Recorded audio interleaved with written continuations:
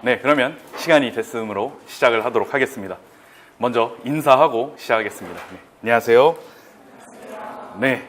수학교육학 신논2라는 또 훌륭한 책을 이제 또 만드셨죠. 이제 시험을 보시는 선생님들의 입장에서는 또 책이 나와서 약간 안타까운 마음도 들겠지만 어찌됐든 또 훌륭한 책이 또 나왔습니다. 이 책을 가지고 계신 분이 있으신지는 모르겠는데 겉표지만 봤을 때는 신논하고 상당히 비슷해 보입니다. 하지만 이거는 이제 신논2라는 이제 책이고, 지금 이게 신논2가 이제 신논하고 이제 겹치는 부분도 이제 상당히 많기 때문에 이제 그 부분은 이제 많이 칼질을 하고 필요한 부분, 임용시험과 관련된 필요한 부분만 깔끔하게 정리해서 또 말씀을 드리도록 하겠습니다.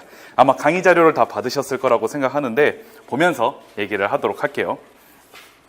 네, 1페이지 보시면 일단 지금 제가 강의 자료를 보시면 대략 44페이지 정도 돼요. 이거를 이제 다 꼼꼼하게 다 할 거는 아니고 임용시험과 관계된 부분만 중요하게 포인트 잡아서 강조해서 다루도록 하고, 어떤 부분에 대해서는 그냥 집에서 읽어보시라고 하는 내용도 있을 거예요. 그래서 이제 중요한 부분만 강조해서 다루도록 하겠습니다. 그래서 여기 목차가 있는데 이게 신논2 목차예요. 그걸 그대로 실었는데 일단 챕터 1 교육과정 이거는 다루지 않았습니다. 딱 보니까 우리가 1호 개정에 대해서는 신논이나 별책 8이라는 교육과정 책에서도 이제 많이 다뤘기 때문에 제외하고, 교사 지식에 대해서는 이제 또 새로운 관점이 있기 때문에 다뤘는데 여기서는 이제 맨 앞에 슐만이라는 영어 보이시죠? 슐만과 교사 지식이라고 해서 이 부분만 다뤘어요. 밑에 보시면 마에 PU, FM 이런 것도 있고 여러 가지가 있는데 너무 이론적으로 깊이 들어갔다고 생각을 했기 때문에 다 제외하고 이제 교사 지식에 대한 측면에서만 다루었습니다. 그 다음에 이제 챕터 3, 그 다음에 4 이렇게 되는데 지금 보시면 알겠지만 교수학적 상황 이 부분도 수학학습 지도 원리학 방법에 있던 거고, 그 다음에 수학 지식의 교수학적 변환도 신논에서도 제시가 됐기 때문에 이제 골라서 다루도록 하겠습니다. 2페이지로 가죠. 그 다음에 의사소통 나오고 수학적 의사소통 나오고 4절에 보시면 극단적인 교수학적 현상이 나오죠. 근데 이게 포인트를 이제 교사에게 잡는 게 맞는데 교사에 의해서 극단적인 교수학적 현상이 발생하게 되는데 이 부분에 대해서는 이제 조금 말씀을 드리도록 하겠습니다. 그 다음에 이제 인지적인 장애가 있죠. 그 다음에 학습 특성, 챕터 5는 좋은 수업 이 부분은 이제 요약해서 이제 다 다뤘고요. 그 다음에 챕터 6 교수학습 이론의 적용, 이 부분도 마찬가지. 그 다음에 수업 평가. 그래서 이 부분들은 중요한 부분만 골라서 이제 다루도록 하겠습니다. 네, 그럼 4페이지부터 본격적으로 얘기를 하죠.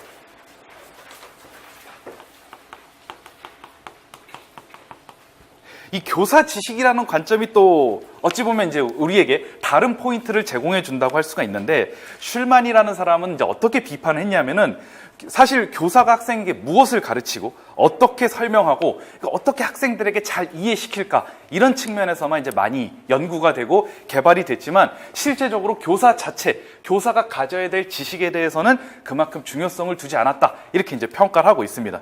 그래서 예를 들어 반영적 추상화라든가 EIS 이론이라든가 딘지의 수학적 다양성의 원리라든가 이런 것들은 다 학생들이 어떻게 잘 이해할 수 있을까 이제 학생에게 많이 초점을 맞췄는데, 이제 슐만이라는 사람은 교사 지식 이 부분에 이제 초점을 맞춰야 된다라고 이제 얘기를 하고 있습니다. 그래서 이제 여기 표 1-1을 보면 교사 지식의 유형이 여러 가지가 있는데 여기서 이제 밑줄을 쳤어요. 특별히 PCK에 집중을 두려고 합니다. 교수학적 내용 지식인데 내용을 가르치는 것에 대한 지식을 말하는 것으로서 이게 단순히 그냥 그게 아니라 교과를 적절하게 표현하고 조직하는 방법과 학생들의 오개념 등 같은 것도 고려하여 그런 것도 이제 좀 잘 지도하는 게 필요하잖아요. 그런 이제 교수 전략에 관한 지식이라고 할 수가 있는데, 굳이 표현하면 여기 교과 내용 지식이 있어요. 그 앞에 보시면 교과 내용 지식은 어떤 영역의 사실이나 개념에 대한 지식 및 교과 구조에 대한 지식이에요. 그러니까 이제 교과 내용 그냥 자체에 대한 지식이고, 밑에 교육 과정에 대한 지식은 그냥 교육 과정 자체를 파악하는 지식이에요. 이런 것들이 PCK라고 한다면 우리가 비유를 하자면 이제 요리를 한다라고 생각하면 돼요. 요리를 하는 것. 그래서 여러 가지 지식이 있을 겁니다. 교과 내용 지식도 있을 것이고 교육과정 내용에 대한 지식도 있을 텐데 이 교사가 어떻게 그걸 잘 버무려서 맛있는 요리를 하는 것이냐, 그런 측면에 이제 초점을 두는 거예요. 이 교사 지식, 이 PCK가 바로 교사의 숙련도를 결정한다는 것입니다. 그래서 5페이지로 계속 넘어가시면 여기 그로스만이라는 사람도 교사 지식을 분류를 했어요. 근데 이제 여기에 아까 얘기했던 뭐 교육과정 내용에 대한 지식도 있고, 그 다음에 또 앞에 보시면 교과 내용에 대한 지식도 있을 것이고, 그 다음에 여기 또 보시면 상황에 대한 지식도 필요할 거예요. 그래서 이제 공동체라든가 뭐 학생에 대한 이해도 필요할 것이고, 뭐 학교나 주변 사회 공동체에 대한 이해도 필요하겠죠. 그 다음에 일반 교수학적 지식이 있어요.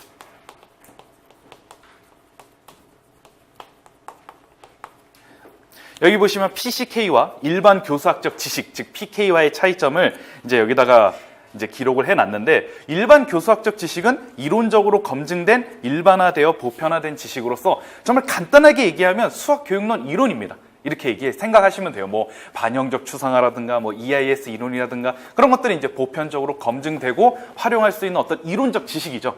하지만 실제 학생들에게 전달될 이 지식은 단순히 이거 뭐 반영적 추상화를 완벽하게 안다고 해서 학생들에게 또 잘 전달할 수 있는 건 아니죠. 이런 요리 재료들, 뭐 이해, 이런 것들에 대한 이해, 이런 요리 재료들을 가지고 실제로 학생들에게 잘 전달할 수 있도록 이제 하는 것이 바로 교사 지식입니다. 교사들은 이러한 교사 지식, PCK를 잘 갖추고 있는 것이 굉장히 중요하다, 이렇게 얘기를 하고 있는 것입니다.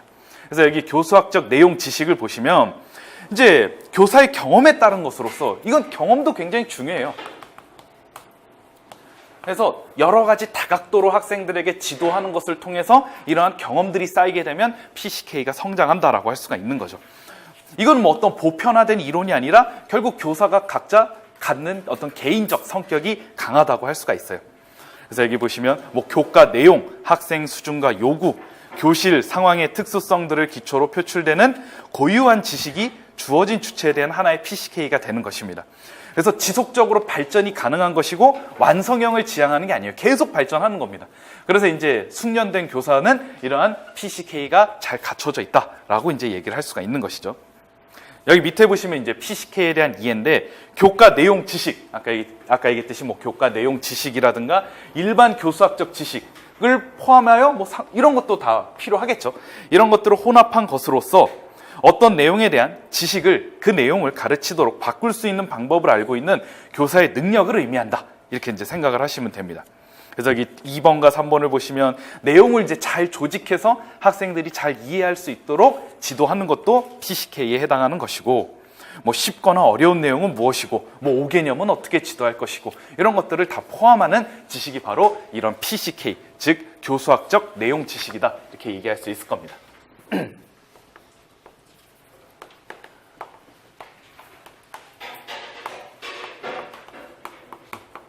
이게 이제 중요한 포인트라고 할 수가 있겠어요.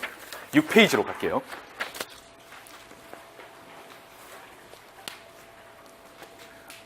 그래서 여기 보시면 PCK의 중요성과 의의, 6페이지 윗부분에 나와 있죠. 그래서 교과 내용을 가르치기 위한 단순한 어떤 뭐 내용 지식 이상의 것이죠. 그냥 내용 지식만 알고 있다고 해서 학생들에게 잘 전달할 수 있는 건 아니죠. 당연하게. 그래서 학생들에게 가르치기 가장 적절한 형태로 특정한 수학 내용을 변환시키는 것과 관련된 어떤 특수한 지식이라고 할 수가 있습니다. 이게 굉장히 중요하죠. 그래서 유능한 교사는 이런 고유한 PCK가 있어요. 그래서 이제 이게 정말 학교 현장에서도 보면 정말 숙련된 교사는 자기 나름대로의 교수학적 방법들이 있고, 그런 것들이 학생들에게 잘 전달됨으로써 학생들이 정말 이 교사의 수업은 잘 이해가 되는구나, 이렇게 느낄 수가 있는 것이죠. 그러니까 이게 교사는 이제 여기 두 번째 보시면 구체적인 교과 내용 맥락에 맞추어 일반 교수학적 지식을 적용시킴으로써 고유의 PCK를 개발을 해야 되는데, 이게 신론에서 보시면 신론은 이제 학습자의 개인화 배경화, 탈개인화, 탈배경화를 강조하고 있어요. 거기에 초점을 두고 있는데 교사도 마찬가지로 개인화 배경화, 탈개인화, 탈배경화가 필요한 것입니다. 어쨌든 우리가 중고등학교에서 가르치는 학교 수학적 지식에 대해서는 학문 지식을 결국 변환시켜서 지도를 하는 것이기 때문에 교사도 그 학문 지식의 내용을 어떻게 잘 이해하고 습득하고 그 다음에 그거를 잘 전달할 것인지를 연구하는 것은 당연히 이제 필요하다고 할 수가 있어요. 그 다음에 여기 세 번째 보시면 지식이 가지고 있는 본래 의미가 파손되는 것을 감소시키고자, 이거 오타 났죠? 그거 고쳐주시면 될 것 같습니다. 이제 이거에 따라서 한국교육과정평가원의 PCK에 대한 개발 연구가 있는데, 뭐 포인트만 따질게요. 자, 이런 그림을 한번 살펴보겠습니다. 이게 이제 빙산의 일각이라는 거죠. 그래서 여기 수학과 PCK는 수업에서 드러나는 게 있습니다. 수업에서 드러나는 것은 이제 저도 이제 이렇게 수업을 하면 드러나는 게 설명, 실제 설명하고 뭐 어떤 뭐 행동도 할 것이고 뭐 자료, 이게 자료도 드렸죠. 이런 명시적인 부분은 것입니다. 이제 이거에 대해서 이 암묵적, 묵시적인 내용에 대한 깊이 있는 이해가 있어야 이 드러나는 것에 대해서도 다 다르게 되는 거죠. 예를 들어 이제 어떤 교사는 이제 그런 내용에 대해서 전달할 때 뭐 좀 어눌하게 전달할 수도 있고, 어떤 교사는 이런 암묵적 지식이 풍성해서 자기 나름대로 개인화 배경화를 해서 학생들에게 잘 가르치는 교사가 있을 것이고, 그러니까 드러나는 부분은 사실 이 보이지 않는 부분이 굉장히 큰 영향을 미친다는 거죠. 그래서 여기 보시면 묵시적 지원 영역이라고 해서 이건 뭐 교과 내용 지식도 있고, 교육과정에 대한 지식, 뭐 학생들의 교과에 대한 이해 지식, 교수 방법에 대한 지식, 뭐 평가에 대한 지식, 이런 것들이 전체적으로 잘 이해가 됐을 때 드러나는 부분에도 영향을 미치는 것이고, 어쨌든 더 중요한 건 이건 드러나는 것보다는 이게 얼마나 큰 이해가 되고 있는가가 굉장히 중요하다라고 할 수가 있어요. 그래서 수학과 PCK의 의미에서 중요한 부분은 단순히 내용 전문가가 있을 수 있어요. 그러니까 내용 자체를 완전히 깨고 있는 사람이 있는가 반면, 수학 교사는 이런 PCK를 갖춘 사람으로서 내용 전문가인 수학자와 수학 교사를 차별화시키는 교사 전문성에 해당하는 것이라고 할 수가 있습니다. 이 PCK는 결국 전문적인 수학 교사를 구분하는 척도가 된다, 이렇게 볼 수가 있겠죠. 그래서 여기 PCK는 여러 가지가 있어요. 수학 내용 지식도 있고, 뒤에 넘어가시면 학습자에 대한 이해도가 얼마나 있는가, 아니면 교수학습 방법 및 평가, 뭐 수업 상황에 대해서도 어느 정도 다 잘 이해를 하고 있어야 이런 것들이 혼합되고 버무려져서 진정한 맛있는 요리라고 할 수 있는 이런 PCK가 드러나게 되는 것이죠. 그러니까 교사에 대해서는 이런 교수학적 내용 지식이 굉장히 중요한 것이다, 이렇게 이해하시면 될 것 같아요. 그래서 여기 7페이지 중간에 보시면 PCK 특징에 대해서 이제 정리를 했는데, 이게 교사의 개인적 지식 영역으로서의 수학과 PCK라고 해서 각 교사마다 개인적으로 형성하는 PCK가 다 달라요. 뭐 어떤 교사는 이렇게 설명했을 때 더 학생들이 잘 이해할 수 있고, 어떤 교사는 또 저렇게 설명했을 때 더 잘 이해할 수도 있겠죠. 그래서 이거는 이제 교사가 여러 가지 다양한 경험을 갖추는 것이 중요하고, 그 뭐 각자 개인적인 지식이 되는 것입니다. 그것이 이제 PCK가 되는 것이죠. 그다음에 두 번째, 다양한 영역들의 영향을 받는 지식으로서의 수학과 PCK. 그래서 이제 내용, 이게 단순히 어떤 그런 내용을 이해하는 것뿐만 아니라 교수법이 여기에 가미되면서 의도적으로 형성된 것이 이제 PCK라고 할 수가 있는 것이고, 그다음 세 번째, 경험적 실천적 지식. 이거는 PCK는 단순히 내가 이제 책상에 앉아서 뭐 피아제 이론을 공부한다든가 그래서 생겨나는 건 아니고, 당연히 실제 교육 현장에서 경험하고 실천하고 적용함으로써 그런 PCK가 발전하게 되는 거죠. 그 다음에 네 번째, 전문성을 갖춘 교사를 분별하는 척도가 바로 이 PCK다, 이런 내용입니다. 그 다음에 8페이지, 주관적 표상을 공적인 지식으로 변환 가능한 지식인데, 이게 주어진 수업 상황에 따라서 다 다르게 형성될 수 있는데, 이런 주관적인 표상을 공적인 지식으로 잘 변환할 수 있게 되는 것입니다. 이거는 뭐 어떤 피아제 반영적 추상화처럼 뭐 어떤 논문에 실리거나 그런 건 아니겠지만, 이것 또한 굉장히 중요하다고 할 수가 있죠. 예를 하나 들어드릴게요. 뭐 다른 영역도 있겠지만, 예를 들어 이제 기하 영역, 2015 개정에서는 이제 기하와 벡터가 아니라 기하 영역이죠. 이때 2차 곡선을 다루는 데 있어서, 갑자기 2차 곡선 얘기하니까 모르시는 선생님들도 계실 수 있을 것 같은데, 나름대로 이제 타원에 대해서 이제 초점과 장축과 단축에 대해서 이제 지도를 하려고 해요. 그럼 이제 이거에 대해서 이제 다각도로 이제 설명을 할 수가 있겠죠. 그럼으로써 이제 이 길이가 이제 A고 이 길이가 B가 되는데, 요 길이가 A가 된다는 사실을 다양하게 방법적으로 얘기를 할 수가 있어요. 뭐 어떤 교사의 경우에는 그냥 암기를 시킬 수도 있고, 어떤 교사의 경우에는 정말 우리 이제 초점 있으면 타원이 어떻게 형성됩니까? 요 실, 이렇게 못 이렇게 박고 못을 박는 건 아니죠. 여기에 연필 딱 그려놓고 요 두 실 연결해서 이렇게 돌려가지고 이제 타원을 만들잖아요. 그때 이거를 여러 방향으로 돌려보면서 이렇게 이때 가는 경우하고 이때 가는 경우 같은 거를 비교를 해서 우리가 반장축에 해당하는 길이가 바로 여기에 사다리를 내린 이 길이하고 똑같다라는 사실을 이해시킬 수가 있죠. 그래서 이제 이거랑 이거를 이해시키는 방법에 대해서도 어떤 교사는 그냥 암기를 시킬 수도 있고 어떤 교사는 막 실도 막 다양하게 연결시켜 봄으로써 이해를 시키는 교사가 있을 거예요.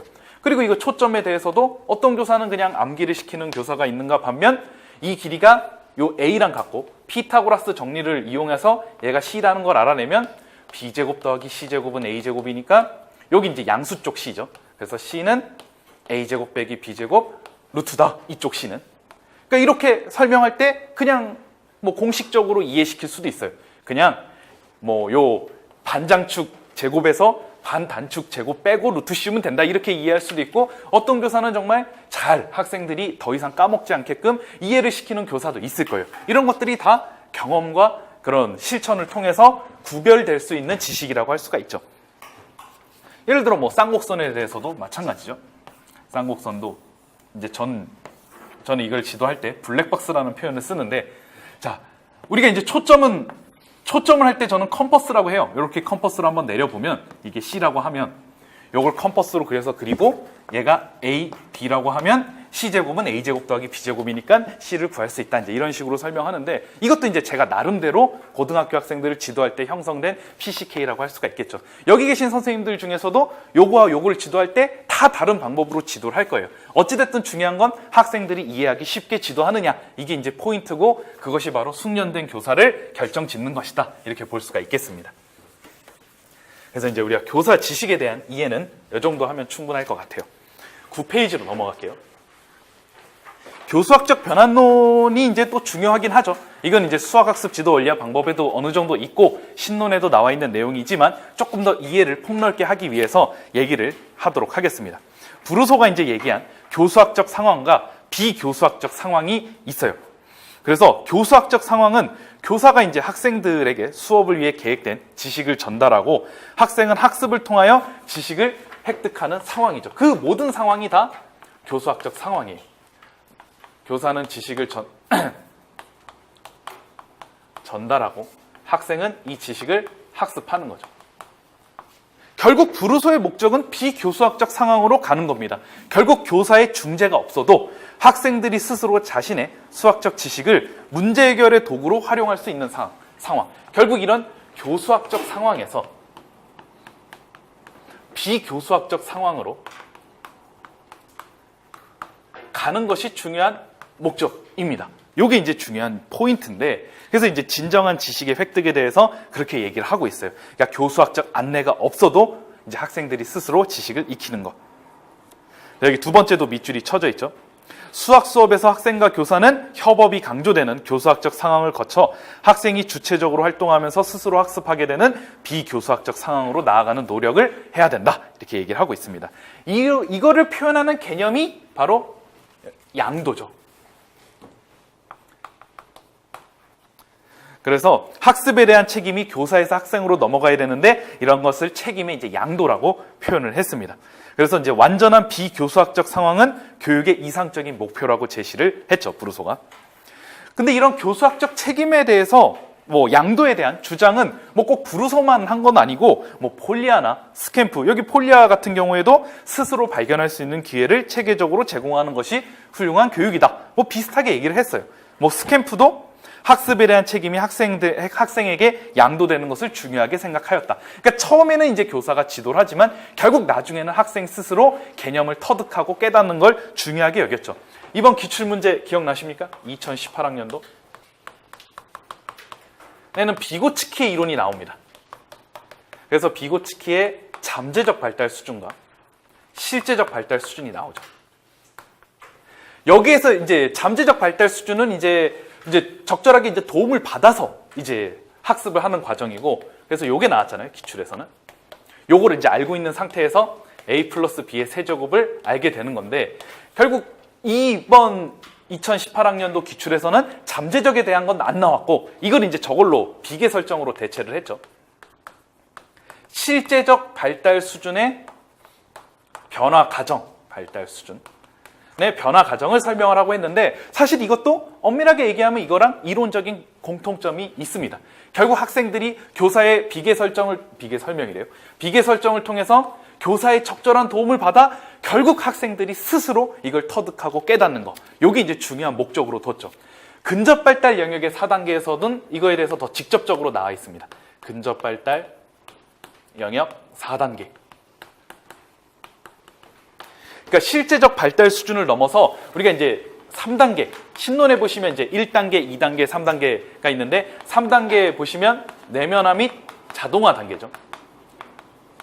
혹시 신론 있으면 비고치키 영역 보시면 이게 잘 나와 있어요. 내면화 자동화 단계는 결국 타인의 도움, 즉 교사의 도움이 없이 완전히 이제 자기 주도형 학습을 하는 거예요. 그래서 이제 1단계, 처음에는 이제 거의 모방과 같이 교사의 도움을 받다가 2단계에서는 적은 도움을 받아 학생들이 스스로 과제를 수행하는 단계고, 3단계에 있어서는 이제 아예 자기 주도형 학습이 완전하게 갖춰지면서 내면화 및 자동화 단계에 가게 되는데, 이것이 바로 양도의 개념과 일맥상통한 점이 있는 것이다. 이렇게 얘기할 수가 있어요. 그러니까 이제 이 문제의 경우에는 이제 교수학적 상황에 따른 어떤 양도의 개념으로도 충분히 출제가 됐을 수도 있었을 것입니다. 물론 이제 비고치키가 더 이제 익숙하니까 난이도를 올리고자 한다면 뭐 우리가 부르소에 대한 이론으로도 충분히 낼 수 있었던 문제라고 할 수가 있겠죠. 그래서 어찌됐든 교수학적 상황에서 비교수학적 상황으로 나아가는 것을 굉장히 중요하게 여겼다. 이걸 이제 포인트로 보시면 돼요. 10페이지로 가겠습니다. 그 다음에 이제 교수학적 계약에 대해서. 사실 교수학적 계약이다. 이것 자체는 부정적인 의미는 아닙니다.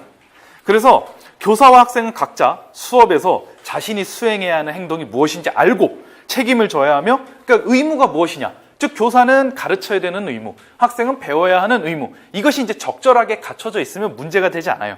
그래서 여기 교수학적 계약 2번을 보시면 일반적으로 수학 수업에서 교사는 합리적인 교수 행동이 이루어지고 학생들은 또한 합리적으로 대응할 것으로 기대된다. 이게 적절한 교수학적 계약에 따라서 서로 합리적으로 이게 그 계약을 이행하면 교사는 이제 의무가 있잖아요. 가르쳐야 할. 그때 잘 적절하게 안내할 수 있도록 해야 되고, 학생은 그거를 형식적으로만 받아들이는 게 아니라 개인화 배경화를 통해서 잘 익히는 것을 목표로 하면 교수학적 계약이 잘 성립된 것이라고 할 수가 있지만, 근데 그게 그렇게 되지 않는 경우 문제가 발생하게 되겠죠.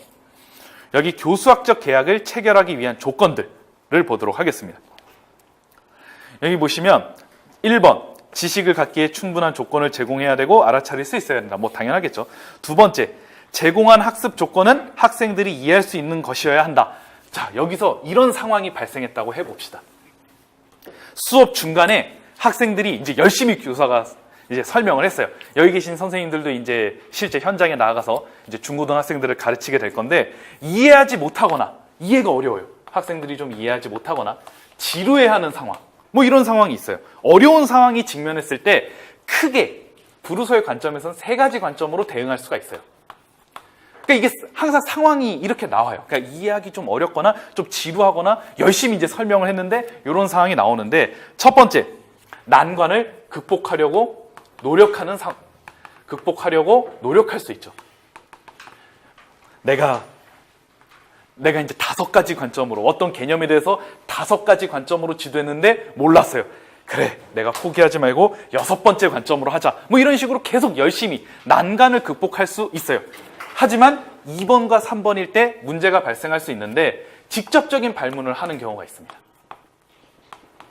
왜냐하면 너무 이제 시간이 다 갔어요. 이 개념을 빨리 지도를 해야 되는데, 이제 학습 시간은 교수 시간은 별로 없고, 진도는 나아가야 되고, 이렇게 쫓기는 상황에서 직접적인 발문을 통해서 빠르게 이제 진행할 수가 있는데, 이것이 이제 토파즈 효과의 중요한 원인이 되는 겁니다.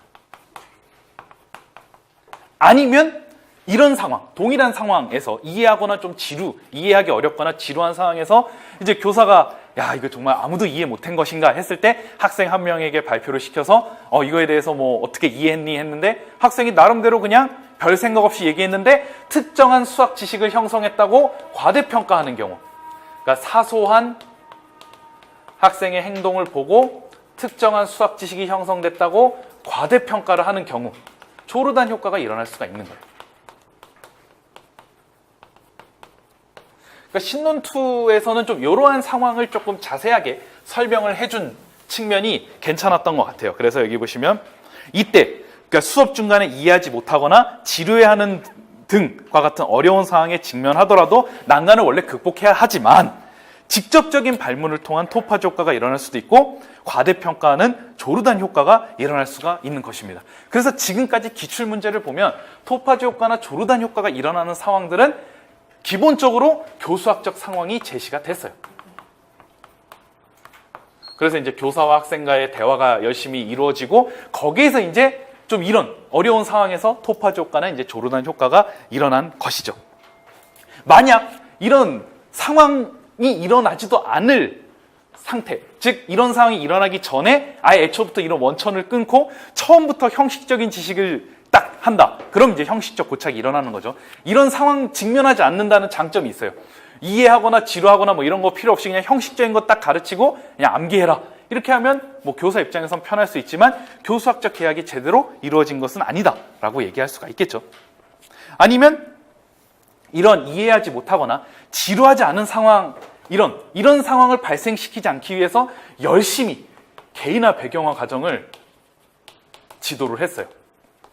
그래서 막 열심히 뭐 여러 가지 교구를 사용해서 한다든가 막 공학적 도구를 활용해서 열심히 막 이렇게 하는데 그것까진 괜찮아요. 여기서 중요한 건 그건 괜찮아요. 개인화 배경화 과정을 강조하는 건 문제가 안 되는데 문제가 어떨 때 문제가 됩니까? 교수학적 보조수단에 학생들의 사고가 이동하는 게 문제죠. 우리가 이제 최근 기출에서도 브루너의 EIS 이론 관련해서 얘기를 했을 때 교구를 통해서 지도하는 거. 그건 나쁘지 않죠. 당연히 개인화 배경화 강조하고 좋은데 문제는 교수학적 보조수단에 학생들의 사고가 이동하면 메타인지 이동이 되는 거예요. 그러니까 이제 이런 상황을 발생시키지 않기 위해서.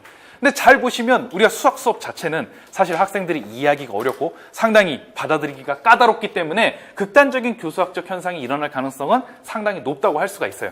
그러니까 여러분들이 이제 교직 이제 현장에 서 보시면 사실 뭐 거의 매 시간마다 이런 현상이 일어날 수도 있어요. 이때 난관을 극복하려고 노력하느냐. 개인화 배경화를 강조를 할 때 보조수단이 이동하지 않도록 또 컨트롤하면서 난관이 있을 때 막 극복하려고 노력해야 정말 올바른 길만 이렇게 잘 걸어가야 정말 이제 PCK가 형성된 교사라고 할 수 있고 정말 훌륭한 교사라고 할 수 있는데 그렇지 못하는 경우 다 이런 극단적인 교수학적 현상에 다 빠질 수가 있어요. 요걸 이제 굉장히 조심해야 되겠죠. 그래서 특별히 수업 진행 과정에서 교수학적 상황에서 이러한 어려움이 발생됐을 때 토파즈 효과와 조르단 효과가 일어날 수가 있다는 것입니다. 그걸 이제 잘 기억을 하셔야 되겠죠. 그래서 이런 극단적인 교수학적 현상이 일어났다. 어떻게 평가할 수 있느냐? 결국 PCK가 부족했다라고도 평가를 할 수가 있는 거예요. 이게 교사가 이제 그러한 전체적인 교수학적 지식에 대한 이해가 부족해서 발생할 수도 있는 거죠. 역시 또 2017학년도 논수령 기출을 한번 살펴보겠습니다. 크라벤담의 이론이 나왔던 거 기억하시죠? 그래서 이제 활동지가 나와요. 예비교사 A의 활동지, B의 활동지가 나왔는데 극단적인 교수학적과 관련하여 서술을 하라고 했는데 이제 이런 것을 한번 생각을 해봤을 때 그냥 활동지 2개만 제시를 하고 토파즈 효과하고 조르단 효과로 쓰기에는 약간의 무리수가 있지 않나라는 생각을 하게 되는 겁니다. 이러한 교수학적 현상, 상황, 즉 학생들이 좀 이해하고 어렵고 지루해하고 좀 힘든 상황에서 이렇게 나왔을 때 이제 진정으로 이게 발생하는 거죠. 이런 것들이 발생할 수 있는데 그냥 활동지만 제시를 했을 때 조르단 효과나 토파즈 효과가 나온다고 하기에는 약간 좀 수업 상황에 대한 비약이 있을 수밖에 없는 것이다. 이렇게 좀 평가를 할 수도 있겠죠. 그런 면에서. 그래서 특별히 교수학적 상황이 나왔을 때 저런 이제 조르단 효과와 토파즈 효과를 생각하시면 조금 더 도움이 되실 거라고 생각을 합니다. 자, 그 다음에 이제 교수학적 계약의 이행으로 가죠. 브루소는 여기 또 밑줄을 쳤습니다. 교사에 의해 교수학적 계약이 여기 중요해요. 교사에 의해. 자, 우리가 결국 교사와 학생이 있는데 결국 교수학적 계약이라는 것은 둘 다 의무를 다 해야 돼요. 지도, 학습. 의무를 다 해야 되는데 한쪽 축이 무너지면 교수학적 계약이 제대로 이행되지 않았다라고 할 수가 있는데 딘즈가 여기에서 나오게 됩니다. 딘즈 효과. 그래서 교사에 의해 교수학적 계약이 이행되지 않는 경우를 딘즈 효과라고 얘기를 했어요. 왜 그러느냐? 교사가 자신의 해야 하는 교수학적 의무를 다하지 않아 학생의 학습이 적절하게 이루어지지 않은 상황을 의미하는 것인데 이 부분이 또 이번 시험에 나왔잖아요. 자, 딘즈가 강조한 논리는 요거 그대로 썼으면 됩니다. 이게 신론2에 딱 나와요. 그 자체가 학습해야 할 수학적 구조를 담고 있기 때문에 아주 그냥 정답을 제시하고 있죠. 놀이를 통한 수업에서는 학생들의 능동적 활동을 통해서 학습이 이루어지게 된다. 사실 이 문제는 더 나아가서 브루소가 얘기하는 딘즈 효과와 관련해서 서술하라고 했을 수도 있어요. 근데 여기서는 이제 딘즈의 생각만 2018학년도에서는 딘즈의 생각만 물어봤죠. 그래서 딘즈 효과가 일어나는 건 결국 놀이가 거기에 수학적 구조를 다 담고 있기 때문에 교사가 지도해야 될 내용이 없다라는 것입니다. 학생은 교구를 통해서 알아서 학습을 하게 되는 것이죠. 그럼 이제 교수학적 계약이 제대로 이행된 것이 아니라고 평가를 하고 있는 것입니다. 그러나 브루소는 여기 계속 밑에 보시면 상황 속에 학습해야 할 모든 수학적 구조가 담겨 있고 딘즈가 얘기하는 교구 같은 것에 학생이 스스로 활동을 통해 학습하는 이와 같은 상황에서는 교사의 교수학적 개입이 이루어질 여지가 없다고 해석하였다. 이런 관점에서 보는 거예요. 그래서 이제 딘즈가 장점도 있습니다. 하지만 브루소가 얘기하는 교수학적 상황론의 관점에서 보면 교수학적 계약이 제대로 이루어지지 않았다. 교사의 입장에서 지도할 게 없으니까 이렇게 이제 평가를 하기도 하는 것입니다. 11페이지로 가죠. 그러므로 이제 상대적으로 교사의 노력이 줄게 되는 것이기 때문에 실제로 학습에 대한 성공률은 낮아진다고 보는 것입니다.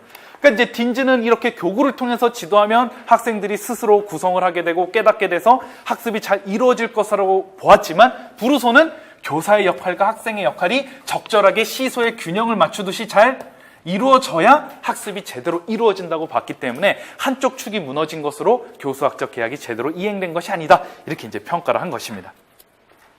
이제 반대로 4번 보시면 11페이지죠. 교사는 자신이 준비한 상황을 강요하게 되는 상황이 있어요. 교사의 지도만 집중하게 되고 학생은 그거를 수동적으로만 받아들여지게 되면 능동적인 학습이 안 되게 되어 이것도 역시 제대로 된 학습이 이루어지지 않게 될 수 있다. 이렇게 평가를 하는 것입니다. 그래서 교사의 지도와 학생의 능동적인 학습의 균형이 필요하다. 이제 이렇게 정리를 할 수가 있겠습니다. 이건 이제 이따가 또 얘기할 거니까 여기만 지우고요. 수학 교수학적 상황의 발전, 요거를 또 얘기를 하도록 하죠. 브루소는 또 수학 교수학적 상황을 4단계로 얘기를 했어요. 행동, 그 다음 형식화 상황, 타당화 상황, 제도화 상황. 요 4가지로 했는데 4가지 나왔다. 또 이 4가지에 관련해서 서술하라고 4점짜리로 내기가 딱 좋죠. 그래서 이 4가지가 나왔다는 게 중요해요. 우리가 라카토스의 수학적 지식의 성장에도 4단계가 있죠. 추측, 부분 추측, 반박, 개선. 딱 4점으로 내기 좋고, 아까 얘기했듯이 근접 발달 영역의 4단계도 딱 내기 좋죠. 이것도 이제 내기 좋다고 할 수 있는데 좀 잘 이해하는 게 필요할 것 같아요. 특별히 이제 브루소는 이제 이거를 순서대로 지도하는 것이 이제 필요하다고 얘기를 하고 있는데, 행동 상황은 이제 암묵적으로 이제 수학적 지식을 사용하는 거고, 형식화 상황은 이제 수학적 지식을 의식하고 형식적인 형태로 표현하는데, 이때 형식화 상황은 학생들이 나름대로 형식적으로 표현하는 거예요. 여기서는 학생들이 나름대로. 그러니까 이거는 우리가 딘즈의 놀이를 통한 6단계의 수학 학습 있잖아요. 표현 단계하고 좀 비슷하다고 보시면 됩니다. 아까 딘즈는 비판했는데 또 비슷한 게 있느냐 했는데, 우리가 모든 수학 교육학자들의 이론들은 어느 영역은 받아들이고 어느 영역은 비판을 하는 것입니다. 그래서 이제 딘즈 효과에 대해서는 비판했지만 형식화 상황은 표현 단계하고 상당히 비슷하다고 보시면 돼요. 그 다음에 이제 타당화 상황은 이제 그런 형식적 형태로 표현된 지식의 타당성을 확인해야 되겠죠. 학생이 이제 나름대로 형식화시켜서 표현했는데 진짜 맞는지 틀리는지 정당화를 할 필요가 있겠죠, 당연히. 그 다음에 제도화 상황은 마지막으로 이제 교사가 딱 정리하고 승인해주고 이전 지식과 연결하여 마지막으로 정리를 하는 과정이에요. 그래서 여기 행동 상황을 보시면 암묵적인 규칙을 만드는데, 이게 이제 우리가 스캠프가 얘기하는 도구적 이해하고 비슷하다고 보시면 됩니다. 그러니까 무의식적으로, 암묵적으로 이제 형성된 지식을 사용하는 것이고, 형식화 상황은 여기 두 번째 줄에 잘 나와 있죠. 학생들 사이에 통용될 수 있는 언어 또는 기호가 확립되어 상호작용이 일어나는 상황. 그러니까 학생들이 직관적으로 그걸 이해할 수 있는 수준이 되는 것입니다. 세 번째 타당화 상황은 이제 맞는지 틀린지 확인해야 되겠죠. 이제 정당화를 하는 것이고, 그렇게 정당화를 하면 관계적 이해 수준에 이르게 되죠. 뒤로 넘어가시면 제도화 상황. 이제 학생들이 합의를 거쳐서 이제 개념이 형성이 됐고, 형식적으로 형성이 됐고, 정당화까지 해서 됐어요. 그럼 이제 공식적인 지위가 부여되면서 이제 이전 지식과 연결해주는 역할은 교사가 해야 되겠죠. 그래서 이제 논리적으로 뭐 때문에 뭐가 됐다, 이렇게 이해를 해주는 게 바로 제도화 상황에서 하는 거죠. 그러니까 단순히 그 지식이 단독적으로 형성된 게 아니라 이런 지식 때문에 저게 된 것이다. 예를 들어 뭐 삼각형의 내각의 합이 180도다. 이거를 얘기할 때 우리가 그냥 갑자기 툭 튀어나오는 게 아니잖아요. 동의각과 억각에 대한 개념을 사용해서 얘기를 하죠. 그래서 얘는 동의각. 예를 들어 A라고 하면 얘도 A고, B라고 하면 얘도 B고, C면 A 더하기 B 더하기 C는 180도다. 이제 이런 거. 이제 학생들이 나름대로 이렇게 정당을 했을 텐데, 이걸 이제 교사가 최종적으로 정리를 해주는 것이죠. 이런 거. 근데 이런 것들은 이제 실제 교수학적 상황에서 당연히 많이 나타나는 것이라고 할 수가 있어요. 학생들이 나름대로 정당화까지 다 했다고 해서 뭐 학생들이 완벽하게 했다고 볼 수는 없고, 교사가 약간 더 정교하게 해주는 것이 당연히 필요하겠죠. 그 다음에 이제 이거에 따라서 이거와 관련된 수학 개념의 발전. 요것도 이제 브루소가 얘기를 했어요. 얘랑 관련된 게 원형 수학적 개념. 뭐 원시 수학적 개념이라고도 해요. 원형 수학적 개념. 그 다음에 두 번째, 요거랑 이제 관련된 게 처음에 이제 원형 수학적 개념이고, 그 다음에 의사 수학적 개념 단계. 이걸 거치면 이제 여기하고 여기는 이제 수학적 개념이, 타당화부터는 이제 수학적 개념이 형성이 되는 것이라고 할 수가 있어요. 수학적 개념 단계.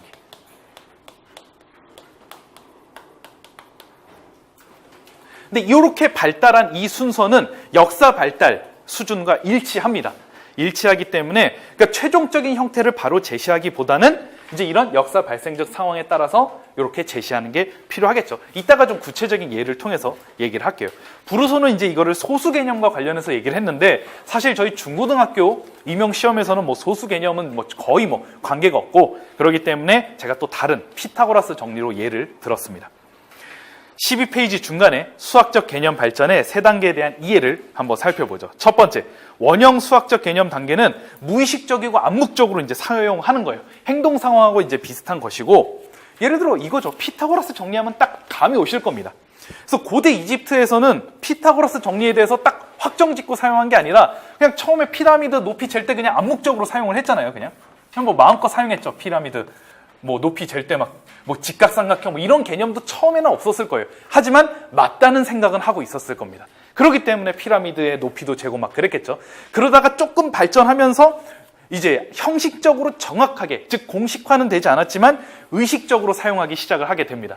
그렇죠? 나중에는 이제 직각삼각형에서 뭐 요거의 제곱은 요거의 제곱과 요거의 제곱을 더한 것과 같다, 이런 식으로 의식적으로 사용하는 단계에 이르게 되죠. 하지만 명확하게 정당화를 했다든가 이렇게 해서 형식적으로 사용하는 건 아니고, 그냥 이제 의식적으로 맞다는 건 이제 확인하고 사용하는 상황이죠. 대표적인 게 미적분학에 대한 개념 아니겠습니까? 뉴턴과 라이프니츠 시대에서는 미적분 개념을 의식적으로 사용했어요, 분명. 그래서 막 물리학적으로도 적용하고 여러 가지 적용을 했죠. 하지만 완전히 형식적으로 수학적 개념이 형성되어 사용한 것은 아니었어요. 그렇기 때문에 엄청난 비판을 받았죠. 이것이 이제 완전히 형식적으로 되는 것은 코시하고 바이어스트라우스의 극한의 개념이 입실론과 델타로 형성이 되면서 이때 수학적으로 정확하게 개념이 형성이 됐죠.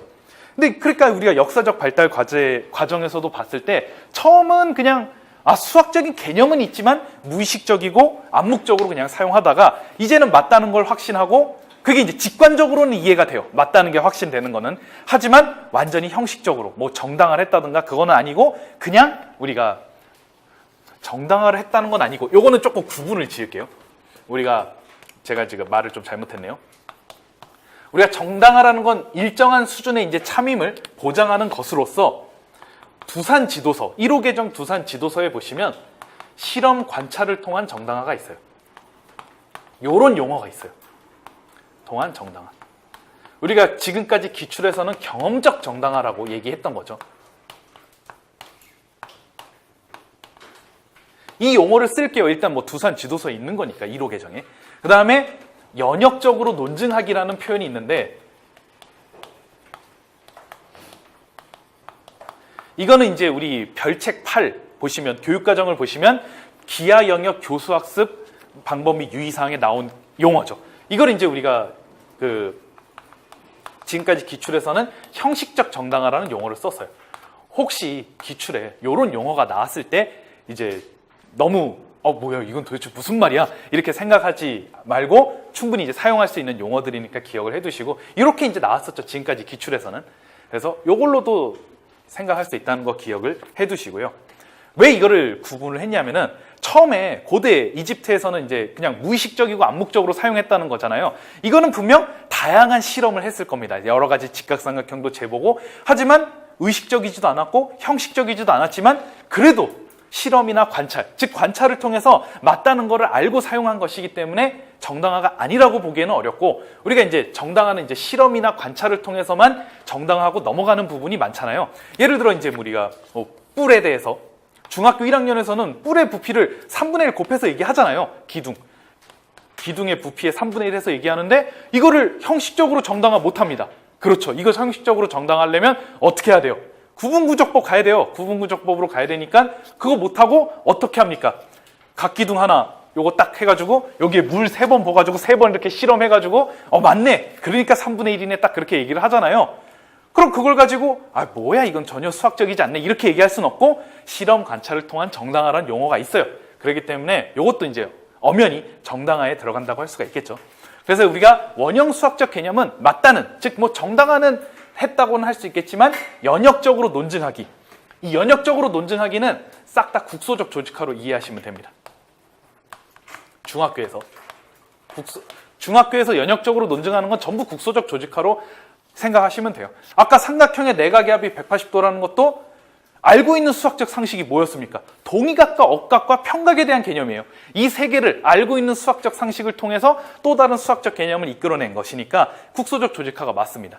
하지만 그거의 뿌리가 되는 유클리드 공주는 얘기하지 않았죠. 즉 증명을 할 때 이 뿌리에 해당하는 부분은 얘기하지 않고 적은 범위의 수학적 내용을 조직했으니까 국소적 조직화입니다. 여기까지 얘기했다면 당연히 전체적 조직화가 되겠죠. 공리나 공준부터 출발했다면 당연히 중학교에서 못하고 그래서 이제 국소적 조직화라고 생각하시면 딱 돼요.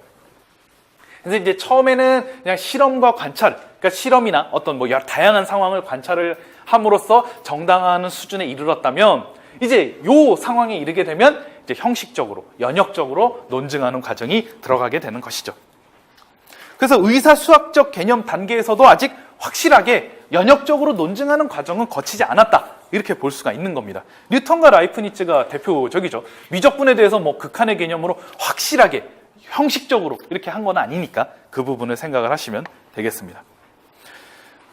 그래서 이제 나중에 피타고라스 정리는 결국 뭐 피타고라스가 직접 증명한 방법도 있고 유클리드가 삼각형의 넓이와 합동을 이용해서 형식적으로 정당한 부분이 있죠. 이때가 바로 3단계에 이르게 되는 거예요. 그럼으로써 수학적 개념이 확고하게 형성이 되고 정확한 수학적 기호로 표현이 되게 되는 거죠.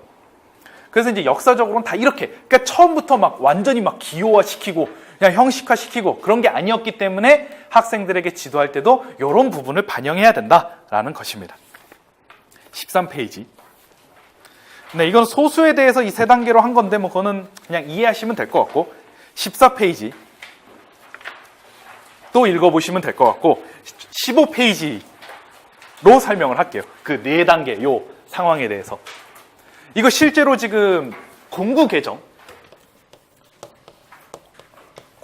지도서에서 따온 거예요. 공구 개정 지도서로 하는 이유가 일단 피타고라스 정리는 올해 안 바뀌었죠. 내년에 이제 중학교 2학년으로 바뀌게 되는데 일단 올해 시험에선 중학교 2학년이 아니고 피타고라스 정리는 일단 공구 개정으로도 출제가 될 수가 있는 것입니다. 충분히.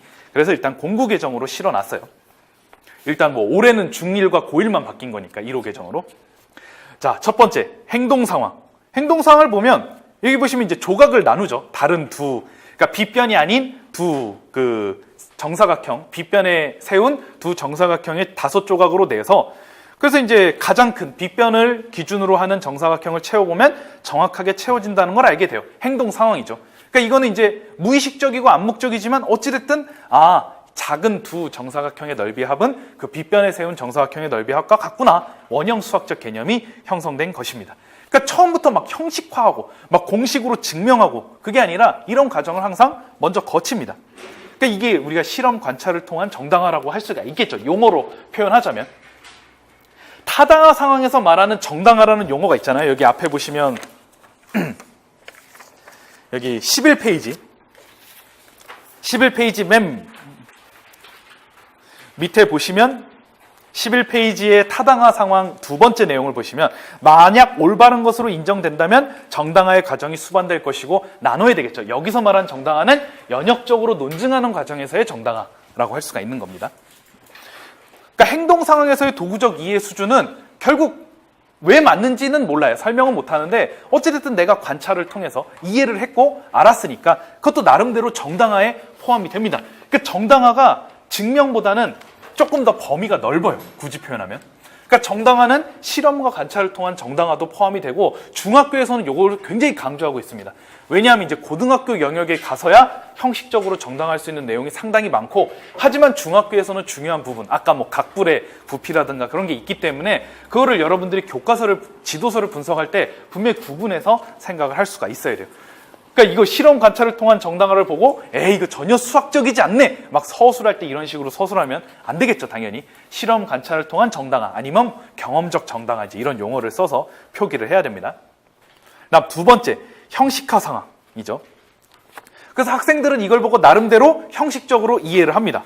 그래서 직각삼각형의 빗변이 아닌 두 변을 한 변으로 하는 두 정사각형의 넓이의 합이 빗변을 한 변으로 하는 정사각형의 넓이와 같다는 걸 직관적으로 파악할 수가 있게 되죠. 이런 행동 상황을 토대로. 이게 이제 의사수학적 개념이 형성된 것이고 형식화 상황에 들어가는 겁니다. 학생들이 나름대로 뭐 영어와 기호를 형식적으로 표현을 한 것이죠.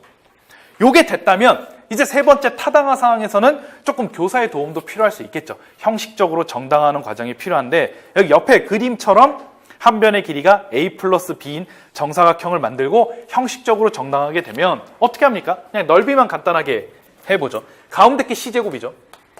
c제곱이고 그 다음에 c제곱이고 그 다음에 이 사이드에 길이가 a와 b인 직각삼각형 4개가 있죠. 그래서 4 곱하기 2분의 1 ab 이렇게 있으면 전체 넓이 a 플러스 b의 제곱과 똑같다. 자, 1호 계정에서는 우리가 요거 안 배우죠. 요거 안 배우니까 1호 계정에서는 못 쓰지만 일단 지금은 현재 시점에서 여러분들이 올해 시험을 볼 때까지는 공구 계정이 반영이 될 수 있으니까 요것도 좀 알아두시는 게 좋을 것 같아요. a제곱 더하기 2ab 더하기 b제곱이니까 요걸 이제 딱 지우면 딱 a제곱 더하기 b제곱이 c제곱 나오죠.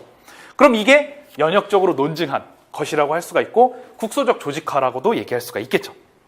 그럼 이렇게 정당화를 해서 확실하게 피타고라스 정리라는 수학적 개념이 형성이 됐어요. 이게 타당화 상황이고 마지막 제도화 상황은 교사는 이제 학생들이 합의한 공통된 표기법을 승인해주고 맞는지 이제 확인해주는데 이때 정리를 해주는 거죠. 곱셈 공식을 활용하여 대수적인 방법으로 형식적으로 정당화하였다는 것에 대해서 설명하고 마지막 여기 밑에 그림처럼 이렇게 정리를 하죠.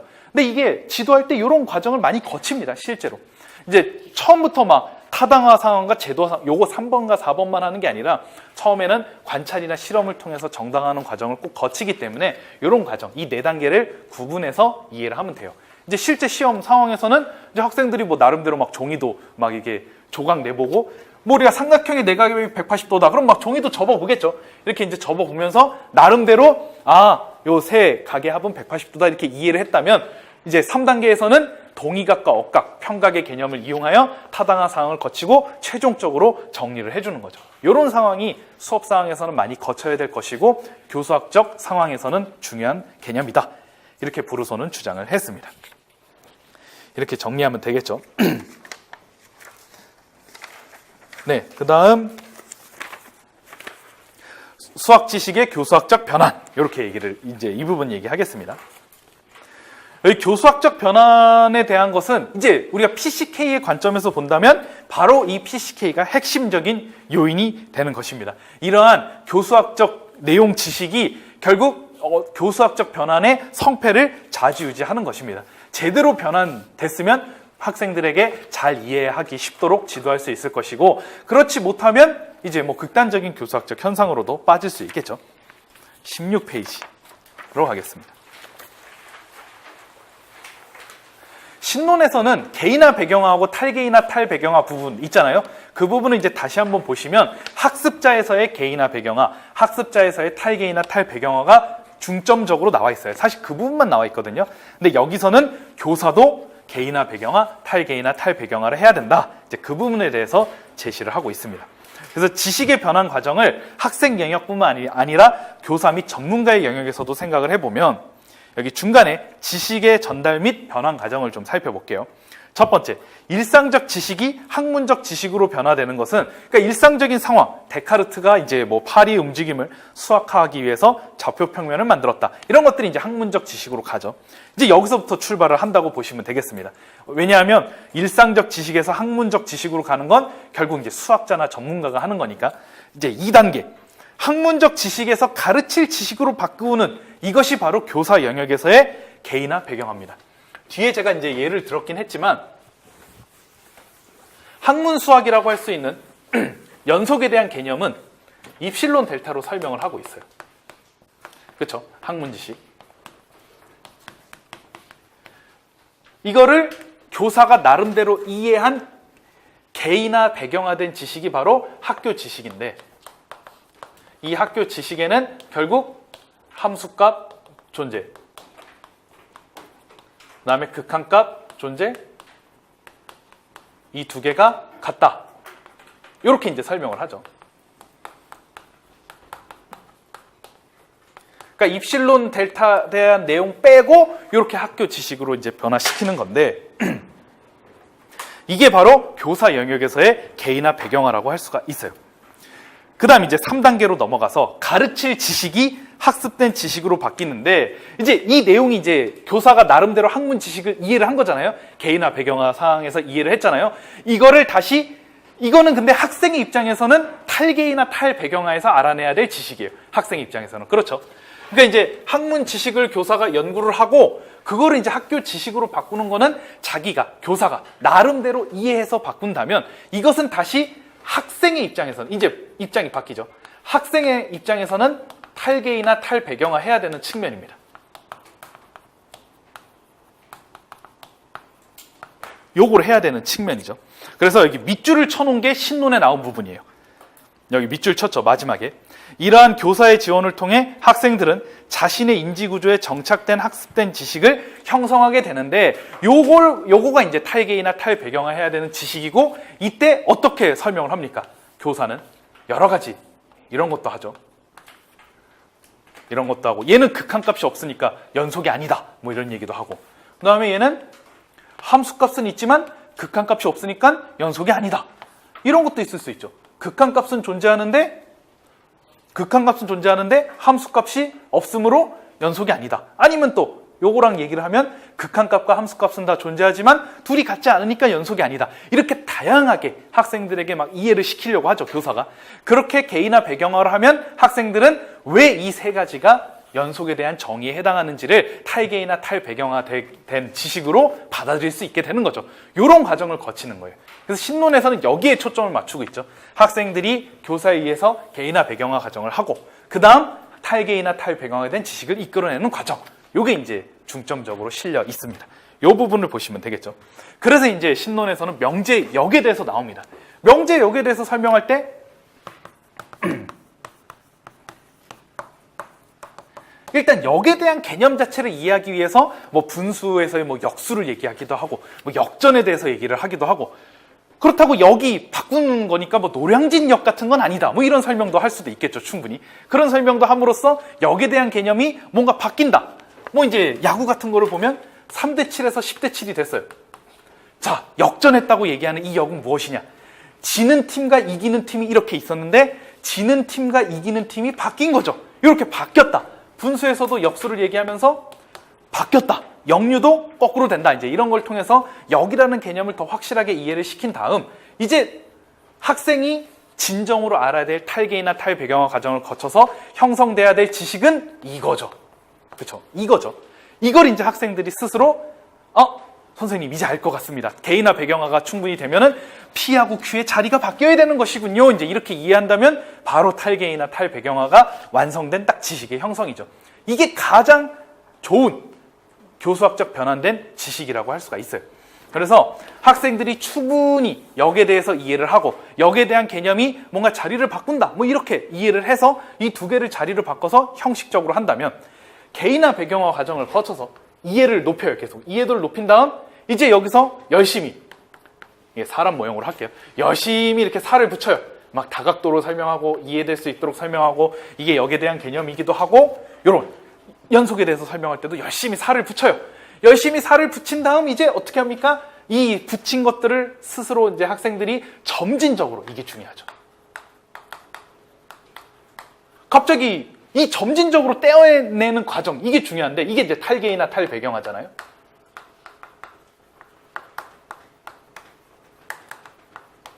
그래서 뼈대만 있는 수학적 지식을 형성해야 돼. 결국 목적은 이겁니다.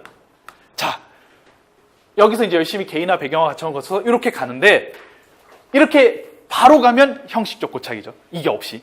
바로 이게 형식적 고착이고 아니 그러면 왜 이렇게 시간 낭비하게 이렇게 갔다가 이렇게 갑니까? 할 수 있겠지만 당연히 그건 이해를 돕기 위해서 당연히 여러분들이 해야 되는 거예요. 학생들에게 지도할 때. 자, 이게 점진적으로 일어나야 되는데 그렇게 되지 않고 지금 이 과정도 점진적으로 하려고 하다가 발생할 수 있는 상황입니다. 그러면은 이제 좀 이해도 어려울 수 있고 학생들은 까다로울 수 있죠. 막 내가 이걸 이해하려고 막 열심히 다각도로 생각해야 되고 그럴 때 교사는 더 이상 인내하지 못하고 직접적인 발문으로 간다든가 사소한 행동을 보고 사실 알고 있을 겁니다. 과대평가했다는 거 알고 있을 텐데 그냥 어쩔 수 없이 그냥 과대평가하고 끝낼 수도 있죠. 이런 경우 극단적인 교수학적 현상이 일어나게 되는 거예요. 그래서 점진적으로 탈개이나 탈배경화 과정을 잘 거칠 수 있도록 도와주는 게 이게 진짜 교수학적 상황에서의 올바른 과정이죠. 개이나 배경화도 점진적으로 거쳐야 되고 당연히 이것도 뭐 그냥 순식간에 하는 건 당연히 안 좋겠죠. 충분히 이해할 수 있도록 도와주고 요 과정은 학생에게 맡기는 거잖아요. 학생이 점차적으로 잘 이해할 수 있게끔 교사는 거기에서 이제 안내된 역할만 하는 거죠. 이랬을 때 이제 제대로 된 수학적 지식이 형성되게 되는데 그렇지 않으면 극단적인 교수학적 현상이 발생하게 되죠. 17페이지로 가겠습니다.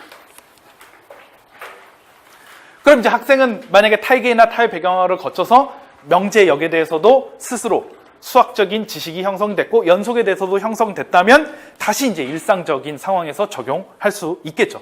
그럼 이제 그것이 학생 영역에서의 개이나 배경화인데 이 부분은 뭐 신론에서는 그렇게 강조하여 나오고 있지 않습니다. 그래서 이제 알아둬야 될 건 이 과정이죠. 개이나 배경화 거쳐서 탈개이나 탈배경화 과정 거쳐서 딱 형식적인 수학적 개념이 형성되는 이 과정이 사실은 교수학적 상황에서 가장 중요한 부분이죠. 그래서 여기 보시면 교사에 의한 지식의 선택과 전달이 있는데 17페이지죠.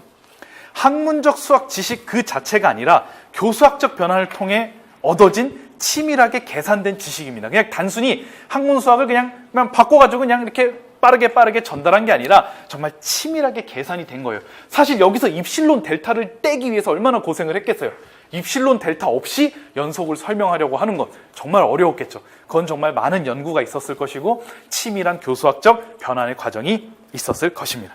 그러면서 이제 얻어진 지식이라고 할 수가 있겠죠.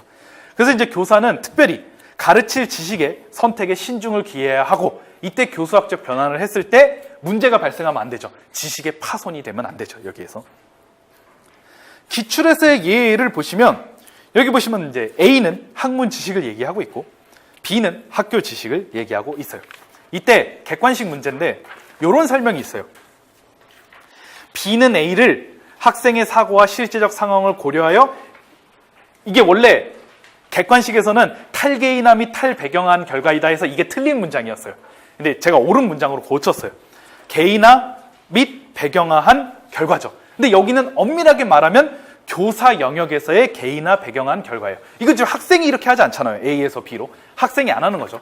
그러니까 우리가 신론에서는 단지 학생의 관점에서만 개이나 배경화, 탈개이나 탈배경화를 얘기했다면 기출에서는 교사 영역에서의 개인화 배경화를 소개하고 있습니다. 뭐 딱 한 문제긴 했지만 그래도 참고할 수 있는 내용이라고 생각을 해요.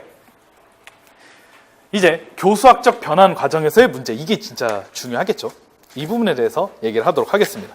지금 21페이지까지 하면 딱 한 타임이 끝날 것 같아요. 그래서 지식의 파손성을 굉장히 조심해야 된다고 얘기를 했죠. 변환 과정에서. 메타인지 이동을 한번 좀 살펴봅시다. 메타인지 이동. 학생의 개인화 배경화를 너무 중요하게 생각한 나머지, 이건 이제 신론2에 있는 걸 제가 그대로 적은 거예요. 극단적으로 강조한 결과. 맞아요. 개인화 배경화를 강조하기 위해서 정말 다각도로 도입을 했어요. 공학적 도구를 쓰기도 하고, 교구를 사용하기도 하고, 여러 가지 그림을 인용하기도 하고, 여기에 대해서 막 설명하기도 하고 했는데, 교사는 정말 개인화 배경화를, 학생의 개인화 배경화를 강조하기 위해 노력한 흔적이 보이죠. 근데 이때 학생은 살짝 쏠릴 수 있습니다. 갑자기 야구 얘기를 하다가, 제가 오늘 또 야구 경기를 보니까, 또 우리가 이제 두산 지도서를 쓰니까 두산이 지금 1등이에요. 훌륭하죠. 그래서 의리를 지켜야 되겠죠. 두산을 또 응원을 한다면 굉장히 기분이 좋겠죠. 뭐 이런 식으로 막 이렇게 빠져간다. 그러면 교수학적 보조 수단에 이렇게 이동을 한 것이다 라고 할 수가 있습니다. 그 문제가 되는 거죠. 하지만 교사의 의도와 목적은 분명 개인화 배경화를 강조한 것이라고 할 수가 있죠. 하지만 이제 그게 이제 극단적으로 강조를 하게 되면서 교사가 결국은 이거를 어느 정도 수준에서 끊어야 되는데 그냥 그렇게 하지 못하고 학생들이 결국 인지가 이동되는 그런 상황까지 간 게 바로 메타인지 이동이 되는 것입니다. 교사는 뭐 분명 개인화 배경화 과정을 하려고 이제 그거를 굉장히 노력했고 강조를 한 건 맞지만 결국 학생이 인지가 이동을 한 거예요. 형식적 고착, 개인화 배경화 과정을 거치지 않고 요거예요. 그냥 딱 여기서 그냥 바로 가는 겁니다. 그러니까 개인화 배경화 과정을 간과했다, 소홀히 했다, 뭐 이런 표현이 맞다고 할 수가 있겠죠. 그 다음 토파지 효과. 토파지 효과를 보시면 이렇게 설명이 되어 있어요. 한번 읽어볼게요. 교사가 학생이 자신이 학습한 지식을 스스로 탈개인화 탈배경화 할 수 없을 것 같은 마음에 학생의 탈개인화 탈배경화의 중간 과정을 생략해도 되는 것으로 과소평가하고 결과에 도달하도록 도움으로써 나타나는 현상. 그렇게 설명이 되어 있어요. 제가 또 이 설명을 보고 딱 이제 마음에 어떤 이제 응어리가 있었어요. 왜냐하면 신론에서는 뭐라고 나와 있습니까? 토파지 효과를 탈개인화 탈배경화를 강조한다 이렇게 나와 있는데 이게 강조를 한 것이 국어학적까지 들어갈 필요는 없지만 언어학적으로 맞는 것인가? 왜냐하면 메타인지 이동에서 있는 개인화 배경화 과정을 강조했다라고 하는 것은 정말 이거를 개인화 배경화를 집중한 겁니다. 그렇죠? 맞죠? 그러니까 이제 강조라는 용어를 썼을 때 마음이 편안해요. 맞아요. 강조를 했는데 이제 그게 보조 수단으로 이동한 것 뿐이죠. 근데 탈개인화 탈배경화 과정이 강조를 한 것이라고 한다면 딱 생각을 했을 때 점진적으로 학생이 이 지식을 익힐 수 있게끔 시간을 들여서 이해할 수 있게끔 교사가 적절한 안내를 하고 이랬을 때 이걸 강조했다라는 표현을 쓰는 게 딱 맞는 것 같은데 근데 그게 사실은 토파지 효과는 그게 아니거든요. 직접적인 발문으로 인하여 탈개인화 탈배경화 과정을 학생들이 거칠 수 있는 시간을 없애버리고 학습할 환경을 제거한 것이죠. 그렇게 생각했을 때 이걸 강조라고 하는 게 옳은 표현인가? 그래서 이제 생각을 많이 했는데 여기 설명이 이걸로 보시면 이걸로 바꿔서 적으시면 될 것 같아요. 그래서 토파지 효과를 설명할 때 탈개인화 탈배경화를 강조했다. 그냥 이렇게 하면은 조금 애매한 것 같고 잘 나와 있잖아요. 여기 탈개인화 탈배경화의 중간 과정을 생략해도 되는 것으로 과소평가하고 아주 뭐 딱 들어맞는 토파지 효과에 딱 들어맞는 설명이죠. 이걸로 바꿔주시면 좀 더 그 서술에 도움이 되겠죠. 예를 들어 뭐 토파지 효과에 대한 의미를 간단하게 설명하고 그 다음에 그걸 수업 뭐 상황과 연결지어 설명하시오 이렇게 하면 딱 좋겠죠. 생략해도 되는 것으로 과소평가. 그러니까 이게 점진적으로 가야 되는데 갑자기 이제 롤러코스터 같이 그냥 지식이 형성이 돼버린. 그럼 탈개인화 탈배경화 과정은 결국 과정 자체가 간과되게 된 것이라고 얘기할 수 있겠죠. 과정이. 그래서 이제 과소평가하고 결과에 도달하도록 도움으로써 나타나는 현상. 그래서 이제 학생의 수학적 지식을 점진적으로 형성하는 데 있어서 사실은 도움을 못 준 겁니다. 토파지 효과는. 그걸로 정확하게 이해하시면 되겠죠. 그 다음에 조르단 효과. 학생의 우연하고 사소한 반응을 마치 어떤 수학적 지식을 이해한 것으로 취급하여 과대평가한. 그러니까 이제 과대평가했다라는 용어는 충분히 맞는 것 같아요. 그러니까 이제 사소한 것을 통해서 이거를 학생들이 정말 잘 거쳐서 했다. 뻥튀기해서 이해를 한 거죠. 갑자기 뭐 우리 갈통 보드 보시면 이거 기출에 나온 거잖아요. 그냥 공 심심해서 떨어뜨려서 공이 이렇게 했어요. 아니 너희들은 정규분포를 알았다. 대단하다. 이렇게 하면 뭔 소리입니까? 학생이 오히려 그런 질문을 할 수도 있겠죠. 과대평가한 거예요. 그냥 단순히 가운데가 좀 더 많을 것 같고 사이드는 적을 것 같다라는 그런 반응을 보였는데 이제 교사가 지쳤어요. 막 열심히 이해를 시켰는데 와 힘들어. 도대체 어떻게 해야 이해를 할까? 그래 됐다. 너희들은 이 곡선 알았어. 이렇게 그냥 평가하고 그냥 끝내는 것입니다. 그게 이게 조르단 효과죠. 대표적인. 그래서 학생의 탈계이나 탈배경화 과정을 강조해야 되는데 강조해야 되죠. 당연히. 강조해야 되는데 반대로 간과를 한 것이죠. 이 과정을 물어보지도 않았어요. 그냥 사소한 반응 보고 물어봐야죠. 원래는 어떻게 해서 이렇게 이 과정을 거쳐서 이해하게 됐니? 이렇게 물어보는 게 교사의 자연스러운 반응이지만 그렇군. 너희들은 이해했어. 막 갑자기 뭐 요구르트 평 나온 다음에 뭐 클라인군을 넌 이해했어. 이렇게 하면 뭔 소리입니까? 이런 얘기를 하는 게 당연하겠죠. 그게 이제 조르단 효과가 일어난 대표적인 예라고 할 수가 있는 것입니다. 그래서 특별히 아까도 얘기했지만 이러한 교수학적 교수학적 그 변환을 했을 때 극단적인 교수학적 현상이 일어나는 경우 이런 경우는 수업 상황과 큰 관련이 있어요. 특별히 이 두 개의 경우에는 좀 이러한 이해하기 어렵거나 좀 지루해하거나 노력을 했다는 흔적이 있어야 돼요. 형식적 고착은 굳이 표현하면 교사의 노력은 별로 없어요. 그냥 형식적인 지식 딱 전달하고 오늘 수업 끝. 나는 집에 가겠다. 이제 그거고 그래도 이거는 하려고 했지만 결국 벅찬 상황에 닥쳐옴으로써 결국 이러한 반응으로써 얘기가 되는 것입니다. 이게 제일 좋죠. 그래도 난관을 원론적인 얘기는 그렇죠. 내가 막 교사들 모임에서 얘기했을 때 난 이 개념에 대해서 막 10번 얘기했는데도 잘 몰라. 그러면 원론적인 얘기 옆에서 어떻게 해야 되겠습니까? 11번째 방법을 써라 하면 원론적이지만 정말 그것이 실제적이진 않을 수 있겠죠. 그래도 뭐 이렇게 하라고 해야 되겠죠. 임용시험에선 당연히 그렇게 해야 되니까요. 그래서 이거 특별히 극단적인 교수학적 현상은 교사들에 의해 발생합니다. 그러니까 교사가 원인 제공자예요. 교사에 의해서 개인한 배경화 과정을 너무 강조한 나머지 중간에 끊지 못하고 결국 학생들의 인지가 이동하는데 그냥 냅두는 것입니다. 그게 메타인지 이동. 형식적 고착이야 뭐 당연히 교사가 그렇게 하는 거고 조르단 효과하고 토파즈 효과도 결국 교사가 원인 제공자라는 거.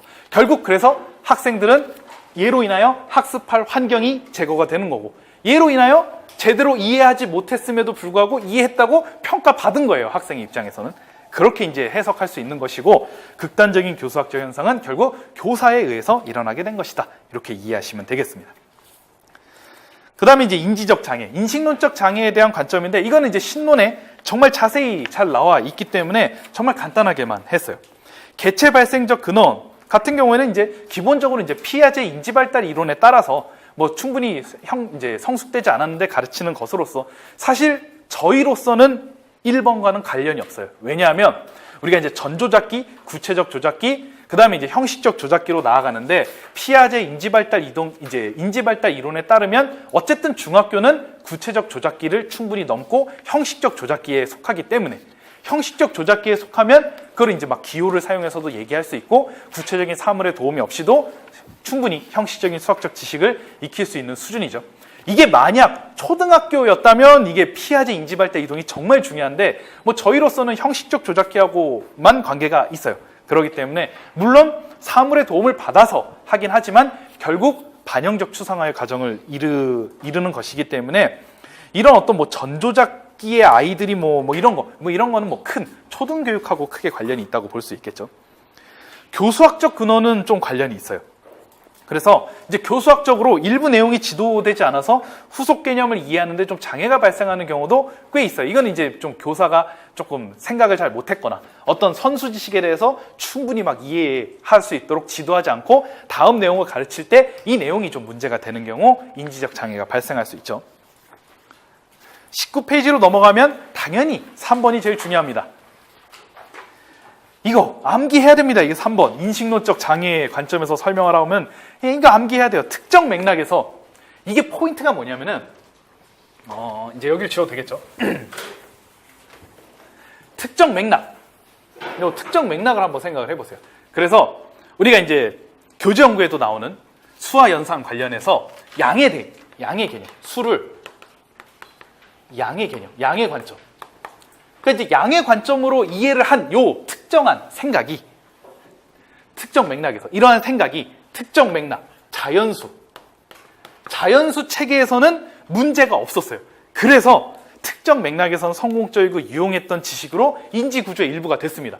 자연수에서는 당연히 A보다 B가 크면 A제곱보다 B제곱이 큰 것은 너무나 당연한 얘기고 큰 수에서 작은 수 빼는 거 당연합니다. 이제 B가 크다고 한다면 이렇게 되고 자연수에서는 뭐 이런 것들은 생각 안 하죠. 작은 수에서 큰 수 빼는 것 자체는 생각조차 안 합니다. 그리고 1대 2라면 당연히 6대 12예요. 아무런 문제가 없어요. 왜냐하면 양적인 관념에서 가지고 있던 이 지식은 자연수 맥락에서는 아무 문제가 되지 않는데 인식론적 장애는 어떻게 발생하느냐? 동일한 생각이, 자 여기서 중요하죠. 동일한 생각이 새로운 맥락, 특정한 상황에서 적용될 때 문제가 생기는 거예요. 바로 정수죠. 그래서 이제 1대 마이너스 4는 마이너스 5대 20. 갑자기 뭔 소린가 하죠. 큰 수 대 작은 수인데 작은 수 대 큰 수. 이게 말이 되느냐 이제 이런 얘기를 하는 거죠. 아니 A 대 B인데 어떻게 이게 바뀔 수가 있느냐 제곱을 했을 때 바뀔 수 있죠. 정수에서는 바뀔 수 있죠. 이런 게 이제 충격으로 다가오는 거예요. 같은 생각이 다른 상황에서 적용될 때 문제가 되는 거예요. 그래서 인식론적 장애는 어떤 단순한 오개념을 넘어선다고 보시면 돼요. 그냥 단순히 어떤 거 몰라서 틀렸다. 이걸 넘어서서 내가 가지고 있던 어떤 생각이 특정한 상황에서 문제가 되지 않다가 새로운 상황이나 넓어진 문맥에서는 문제가 되는 상황이에요. 그래서 이제 우리가 교재연구에 나오는 접선의 개념도 마찬가지지 않습니까? 접선을 맨 처음에 중학교에서는 원에서 다루잖아요. 그래서 한 점에서 만나는 직선 이렇게 해요. 이렇게 얘기하죠. 자, 이게 분명히 서술할 때 제시가 돼야 돼요. 왜냐면 이렇게 생각한 게 이거죠. 이렇게 생각한 게 특정한 맥락, 원에서는 문제가 되지 않았어요. 그래서 문제가 되지 않으니까 어떻게 돼요? 인지구조에 자리 잡았어요. 아, 이 개념이 완전히 자리 잡았어요. 접선, 얘기해봐라. 한 점에서 만나는 직선입니다. 아무 문제가 되지 않았어요. 왜냐하면 원에서는 두 점에서 만나면 100% 접선이 안 돼요. 무조건 한 점에서만 만나야 접선이 돼요. 당연하죠. 이게 더욱더 인지구조에 더욱더 강력하게 형성이 됐어요. 뭐 좋았어요. 하지만 2차 함수. 2차 함수 얘기 안 할 수 없지 않겠습니까? 2차 함수. 한 점에서 만났습니다. 근데 접선이 아니래요. 그러면 학생은 선생님 잘못 가르쳐 주셨습니다. 뭐 이렇게 얘기할 수도 있고 어쨌든 인식론적 장애가 이때 발생하는 거예요. 동일한 개념이 특정한 상황에서 더욱더 이게 되니까 여기서 되니까 더욱더 강력하게 개념으로 자리 잡았어요. 완전 인지구조에 딱 형성이 됐지만 새로운 상황에서 깨지게 되는 거죠. 그러니까 이제 인식론적 장애 서술할 때는 단순히 그냥 뭐 원에서는 잘 됐다가 2차 함수에서는 안 됐다 그냥 이렇게 설명하면 좀 설명이 부족하다고 평가를 받을 수 있고 방금 제가 얘기했던 대로 그러니까 어떤 동일한 개념이 특정한 상황에서 잘 되니까 더 강력하게 인지구조에 자리 잡았지만 이때 문제가 됨으로써 인식론적 장애를 경험하게 됐다. 이렇게 서술하는 게 깔끔하다고 할 수가 있겠죠. 이게 이제 중요한 것입니다. 인식론적 장애에 대해 대처하는 방법. 그럼 이제 인식론적 장애가 저렇게 일어났어요. 그러면 교수학적 처방을 해야 되겠죠. 아, 원에서는 그렇지만 2차 함수에서는 그렇지 않으니까 이제 뭐 스치듯이 지나는 것이다. 뭐 이렇게 좀 이해를 시킨다든지. 뭐 이거는 나중에 또 뭐 이제 고등학교 가서 또 문제가 되긴 하겠지만 또 이제 막 두 점에서 만났는데 뭐 접선이다 뭐 이런 소리 하면 또 헷갈릴 수 있겠지만 일단 뭐 이 상황은 모면할 수 있겠죠. 그렇게 하거나. 왜냐하면 애초부터 접선의 개념을 할선의 극한으로 지도하면 모든 게 깔끔하지만 극한 개념도 배우지 않은 학생, 중학교 학생들이 할선의 극한을 이해할 리가 없고 그러니까 이제 이거 지도 못해요. 어쩔 수 없는데 뭐 그 상황에서 학생들에게 이해할 수 있는 용어로 설명하는 건 필요하겠죠. 두 번째, 학생들에게 장애가 발생하지 않도록 사전에 대처하는 방법. 이것도 있을 수 있어요. 그러니까 애초부터 원과 한 점에서 만나는 직선도 하면서 뭐 스친다라는 것도 좀 여기다 가미돼서 한다면 2차 함수까지는 좀 커버할 수 있겠죠. 이렇게 아예 미리 좀 예방주사를 놓는 방법도 있어요. 그러니까 병이 걸렸을 때 치료하는 방법도 있고 그 다음에 아예 예방주사를 놓는 방법. 요 크게 이제 두 가지 방법이 있을 수 있겠죠. 네, 이렇게 얘기할 수 있겠습니다. 그 다음에 이제 수학적 의사소통. 네, 의사소통까지 얘기하면 되겠죠. 우리가 이제 수학과 교육과정의 교수학습 방법에서는 사실 수학교과 역량 6가지에 초점을 맞추고 있습니다. 그래서 이제 핵심 역량이라고 할 수 있는 이제 추가됐죠. 정보 처리라든가 창의 융합이라든가 태도 및 실천 추가해서 6가지가 됐는데 거기에 그것만 있는 게 아니라 의미 있는 발문에 대해서도 유의사항이 있어요. 그래서 특별히 근데 이 발문에 대해서는 이제 교수학습 방법을 강조하지 않는 게 우리가 이제 폴리아가 발문에 대해서도 중요한 걸 얘기를 했고 문제 해결 교육론에서도 충분히 제시가 돼서 그걸로 이제 충분히 커버가 되기 때문에 강조를 하지는 않았지만 이것도 중요하죠. 그래서 이제 상호작용이 활발한 교실 환경, 학생의 능동적 참여. 그래서 인지 발달과 경험을 고려하여 그러니까 학생의 수준을 반영하여 발문을 하고 학생의 반응을 또 의미 있게 처리하는 게 중요한데 이것과 관련된 이론이 바로 호간이 얘기한 3원적 대화 구조라고 할 수가 있어요. 좀 관련된 이론이라고 할 수 있죠. 그래서 이제 교사 질문과 학생 반응과 교사 평가, 즉 IRE로 구성이 돼 있는데 과정은 이렇습니다. 전에 배웠던 내용을 좀 테스트하기 위해서 학생들에게 예측하기 쉬운 단답형 질문을 함으로써 대화를 시작하면 학생 거기에 대해서 대답을 하겠죠. 이런 반응을 보고 교사가 적절하게 이제 평가를 하는 거예요. 아까 이제 의미 있는 발문 2번하고 관련이 있죠. 발문을 하고 그 발문에 대한 학생의 반응을 의미 있게 처리하는 것, 즉 평가하고 교수 현장에서 또 반영할 수도 있겠죠. 그런 부분이라고 할 수가 있습니다. 그래서 이제 이 부분에 대해서는 교사의 발문이 좀 중요한 역할을 한다 이렇게 얘기할 수 있겠죠. 그다음 레시가 얘기한 또 그런 재밌는 것이 있습니다. 수학 교과의 표현 체계인데 우리가 이제 브루너의 이론을 EIS 이론을 생각을 해보면 철저하게 교사에서 학생입니다. 즉 교사가 어떻게 수학적 지식, 학문 지식을 잘 버무려서 학생들에게 지도할 것인가에 초점을 두고 연구를 했어요.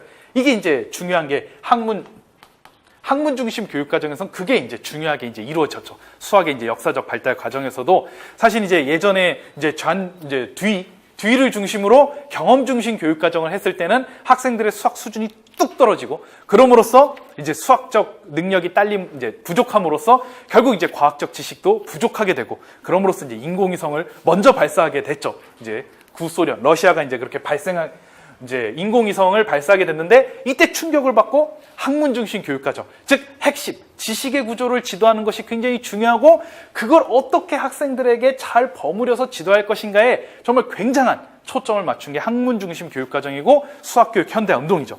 그래서 이제 브루너의 EIS 이론은 상대적으로 봤을 때 양방향 소통을 중요하게 여기진 않고 교사에서 학생 이것만 이제 중요하게 여기고 있고 이 부분에 대해서 비판을 한 거예요. 그래서 양방향이 중요하다. 발문도 중요하고 학생의 반응도 중요하고 이거에 따라서 평가도 하고 요즘은 이제 당연히 양방향을 되게 중요하게 여기고 있죠.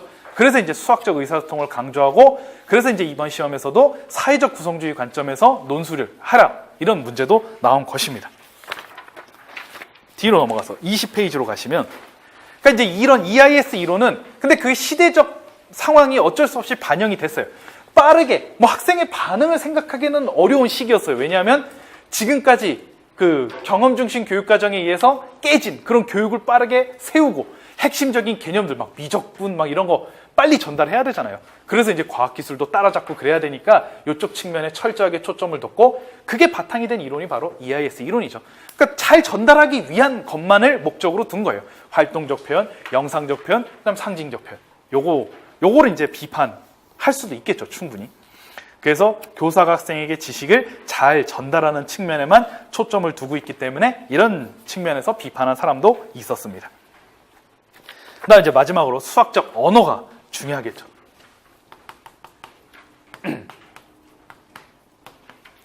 그래서 언어. 이제 수학적 언어를 보시면, 네, 이거는 제가 중요하다고는 얘기했지만 그냥 간단하게 보고 넘어가도록 하겠습니다. 사실 그렇게 중요하지 않아요. 다시 번복하겠습니다.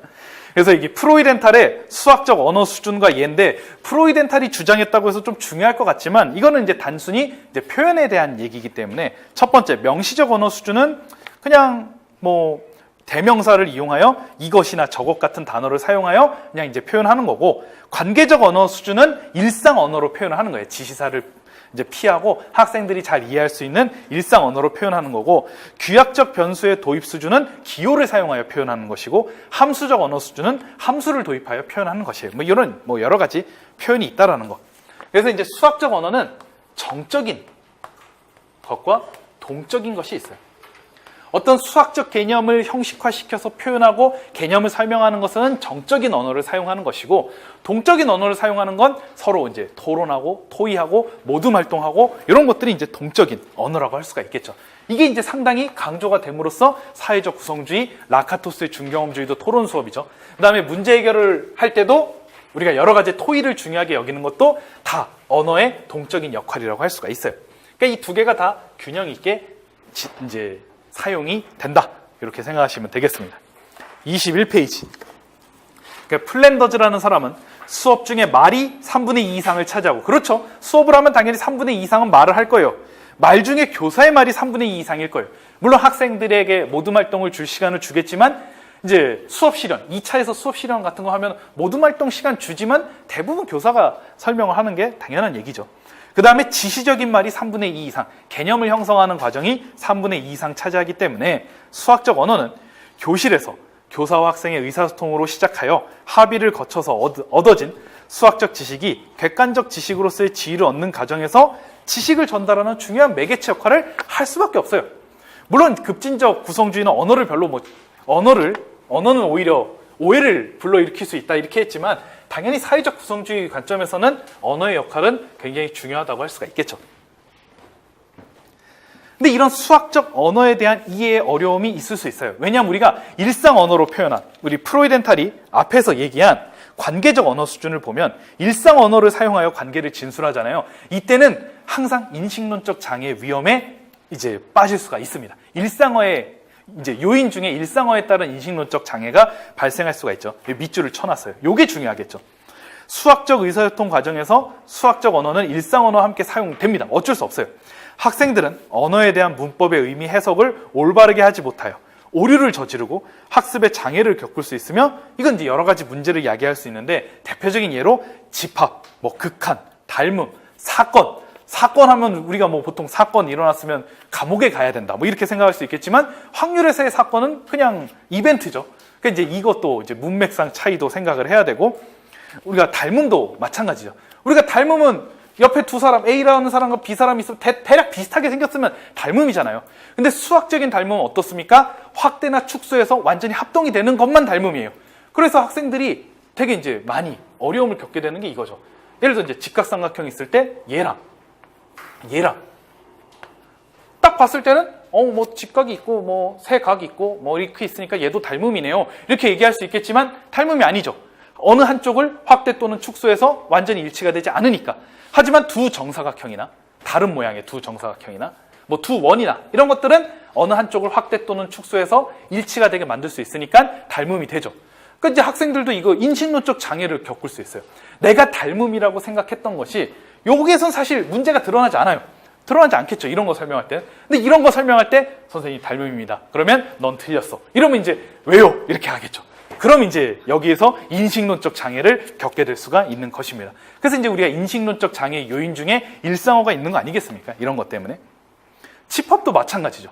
집합이라고 생각하면 우리가 그냥 집합이면 우리가 모임으로 이해를 하잖아요. 그렇기 때문에 자, 집합 모여라 그러면 이제 모여야 되는데 공집합이 집합이래요. 그러면 안 모였는데요? 이러면은 그렇죠. 뭐라고 설명해야 되겠습니까? 수학적 언어로서의 집합 언어를 정확하게 집합에 대해서 설명을 할 수가 있어야 되겠죠. 그러니까 이런 것이 다 인식론적 장애의 원인이 되는 것입니다. 두 번째, 수학의 상징은 여러 수학적 의미를 압축해서 포함하지만 하나의 표현으로 나타내기 때문에 해석하기 어려울 수 있다. 이거에 정말 딱 들어맞는 게 시그마입니다. 이걸 정말 저는 예로 들을 수 있을 것 같아요. 정말 많은 것을 함축했습니다. K는 1에서 n까지 K. 뭘 함축했습니까? 요 K랑 이 K랑 같았을 때 1부터 시작해서 n까지 자연수 하나씩 순서대로 다 나열한 다음에 이거를 더하기로 표현한 것이 다를 이런 기호 하나로 표현했습니다. 그러니까 학생들이 수학을 포기하는 거예요. 이렇게 하니까. 이걸로 하니까 그렇죠. 왜냐면 지금 방금 말한 게 3줄 정도 돼요. 이거를 이렇게 함축적으로 표현하니까 굉장히 어려울 수 있죠. 그러니까 수학적 기호는 좀 이런 특성들을 가지고 있어요. 그리고 문자에서의 변수 개념도 마찬가지죠. 정적인 개념과 동적인 개념이 있으니까 어디서 어떻게 문자 변수를 사용하는지도 굉장히 어려울 수가 있겠죠. 이것이 방정식에서 사용하여 자리지기의 역할을 하는 건지, 항등식인지, 도형의 점을 나타내는 뭐 닭가 이름으로 사용되는 것인지, 아니면 종속변수, 독립변수, 뭐 변하는 대상으로 사용하는 것인지, 이걸 이제 정확하게 다 교사가 지도할 필요가 있죠. 이런 것들을. 그래서 이제 수학적 언어가 그래서 일상 언어에 비해서 어렵기 때문에 이제 수학적 언어를 일상 언어로 표현해 보려고 하지만, 그것과 관련된 게 프로이덴탈이 말하는 관계적 언어 수준이죠. 이거와 관련이 있는데 여기에서 인식론적 장애의 원인이 충분히 될 수 있기 때문에 조심해야 된다. 뭐 이런 측면을 얘기하고 있습니다. 네, 여기까지 이제 첫 번째 타임이고요. 좀 많이 했네요. 또 충분히 쉬었다가 두 번째 타임 얘기하도록 하겠습니다.